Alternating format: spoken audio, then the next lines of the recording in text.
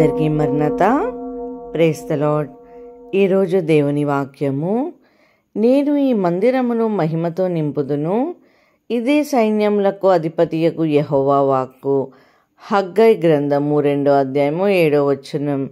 I will fill this house with glory, says the lord almighty. Haggai chapter 2 verse 7. ఈ రోజుకు గాను మహిమగల దేవుడు మనకు అనుగ్రహించిన వాక్య భాగమును బట్టి ధ్యానించుకుందాము. ప్రభునందు ప్రియమైన సహోదరి సహోదరులారా, ఈరోజు దేవుడు వాగ్దానం చేస్తున్నాడు, ఆయన మహిమతో మనలను నింపుతాను అని. పరిశుద్ధ వాక్యము సెలవిస్తుందండి. మీ దేహము దేవుని వలన మీకు అనుగ్రహింపబడి మీలో ఉన్న పరిశుద్ధాత్మకు ఆలయమై ఉన్నదని మీరు ఎరగరా అని. దేవుని మందిరం అనగా మరేమిటో కాదు కానీ మన దేహమేనండి. మనమందరము దేవుని ఆలయమై ఉన్నాము. అటువంటి ఆలయములను దేవుడు మహిమతో నింపబోతున్నాడు. అనేకులు దేవుని ఆలయమును మహిమ లేనిదిగా, నిష్ప్రయోజకమైనదిగా చేసుకుంటూ జీవిస్తుంటారు. తమ దేహంతో చేయకూడని కార్యక్రమాలు చేస్తూ, తమ దేహంతో అపవిత్రమైన, అపవాదికి ఇష్టకరమైన పనులు చేస్తూ ఉంటారు. పాపంలో బ్రతుకుతూ దేవునికి వ్యతిరేకంగా జీవిస్తుంటారు కదండి. ఎంతో మహిమతో నింపినటువంటి మన దేహములను మనమే మహిమ లేనిదిగా మార్చుకుంటుంటాం. లేఖన భాగము సెలవిస్తుంది, ఎవడైనను దేవుని ఆలయమును పాడు చేసిన ఎడల దేవుడు వారిని పాడు చేయును. దేవుని ఆలయము పరిశుద్ధమై ఉన్నది, మీరు ఆలయమై ఉన్నారు అని. ఈరోజు వాక్యమును మనము చూసినట్లయితే ప్రవక్త అయిన హగ్గైకి దేవుడు తెలియచేస్తున్నాడు, భౌతికపరమైన యెరూషలేము మందిరమును పునర్నిర్మించమని, నిర్మించుటకు ధైర్యం తెచ్చుకొనుడి అని. మరలా మందిరమును కడుతుండగా ఎవ్వరూ మీకు అడ్డురారు, నేను మీకు తోడయ్యున్నాను అని దేవుడు ఇశ్రాయేలులకు ఎంతో ధైర్యం ఇస్తున్నాడండి. బలహీనపడద్దు అని సూచిస్తున్నాడు. ఆ మందిరము మరలా నిర్మించినట్లయితే దానిని నేను మహిమతో నింపుతాను అని వారిని ప్రేరేపిస్తున్నాడు. అదేవిధంగా ప్రియమైన సహోదరి సహోదరులారా, అపవాది కూల్చివేసిన మన ఆత్మీయ యెరూషలేమును మనము మరలా నిర్మించుకుందాము. పాపంలో పడేసి, ఉచ్చులో పడేసి, ఈ లోక ఆకర్షణలకు గురి చేసి, బహుశా మీ యొక్క ఆత్మీయ స్థితిని అపవాది దెబ్బతీశాడేమో, కూల్చివేశాడేమో. మరలా దేవుని యందు నమ్మితే మరలా ఆత్మీయతను పునర్నిర్మించబడుతుంది. దేవుడు మిమ్మల్ని కూడా తన మహిమతో నింపుతాడు.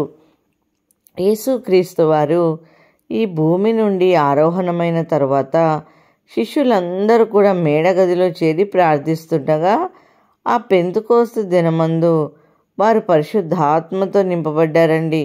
అనగా దేవుని మహిమతో నింపబడ్డారు. అంతవరకు ఏ శిష్యుడు కూడా సువార్త ప్రకటించలేదు. ప్రధాన శిష్యులుగా ఉన్న పేతురు, యోహానులు, మరికొంతమంది యేసు ప్రభు లేడుగా అని చెప్పుకొని ఈ లోక సంబంధమైన జీవితంను జీవించాలని ఆశించారండి. రోమిలకు భయపడ్డారు, యూదులకు భయపడ్డారు. చిన్నపిల్లల ముందు కూడా యేసు ప్రభువు అంగీకరించలేని స్థితిలో శిష్యులున్నారు. వారి ఆత్మీయ జీవితం కూల్చబడింది. నిజాన్ని గ్రహించలేని అందులుగా, అయోగ్యులుగా ఉండిపోయారు. 3.5 సంవత్సరాలు యేసయ్య బోధించిన బోధలు అన్నిటినీ ప్రక్కకు తోసివేశారు. కానీ ఎప్పుడైతే వారు పరిశుద్ధాత్మతో నింపబడ్డారో ఆ రోజు నుండి ఎవ్వరికీ భయపడలేదండి. దేవుని సువార్తను ధైర్యంగా బోధించారు. దేవుని మహిమతో నింపబడ్డారు. దేవుని శక్తితో నింపబడ్డారు. చదువులేని పామరులను అన్నవారే ఆశ్చర్యపడ్డారు. దీనికి ఎంత జ్ఞానం ఎక్కడిది అని అనుకున్నారా? ఈ రోజున ఈ మాటలు వింటున్న ప్రియమైన సహోదరి సహోదరులారా, ఈరోజు మీ యొక్క ఆత్మీయ జీవితం పడిపోయిన కూలిపోయిన స్థితిలో ఉన్నదేమో. ఈ లోక సంబంధివిగా నీవు జీవిస్తున్నావేమో. ఈ లోకము నిన్ను చీదరించుకుంటుందేమో. అజ్ఞానివని, అయోగ్యుడవని, అల్పుడవని, అల్పురాలువని నిందిస్తున్నదేమో. అయితే మరలా ప్రార్థనతో నీ ఆత్మీయ జీవితాన్ని కట్టుకో. ప్రార్థనతో పడిపోయిన యెరూషలేము అని ఆత్మీయ మందిరాన్ని నిర్మించుకో. ఏ అపవాది నిన్ను అడ్డుకోలేదు. ఏ కుటుంబ సభ్యులు నీకు అభ్యంతరము చెప్పలేరండి. అప్పుడు నిన్ను దేవుడు తన మహిమతో నింపుతాడు. పరిశుద్ధాత్మ అను వరమును నీకు ఇస్తాడు. ఆయన ఆలయమై ఉన్న నీలో నివసిస్తాడు. మరి ఆయనే నీలో నివసిస్తున్నప్పుడు నీ జీవితం మారదా? నీ బ్రతుకులో దుఃఖమునకు బదులుగా ఆనందం అనుగ్రహించబడదా? తప్పగా అనుగ్రహిస్తాడు కదండి. కాబట్టి దేవుడు ఈరోజు నీకు చేసిన ఈ వాగ్దానం స్వతంత్రించుకో. నీవు నీ కుటుంబం అన్నీ కూడా దేవుని మహిమతో నింపబడతావు. ప్రార్థన చేసుకుందాం. మహాపరిశుద్ధుల ఘనమైన తండ్రి, ఇచ్చిన గొప్ప వాక్యం కొరకు స్తోత్రములు ప్రభా. ఈరోజు ఈ ప్రార్థనలో ఏకీభవిస్తున్న ప్రతి కుటుంబాన్ని దీవించుము తండ్రి.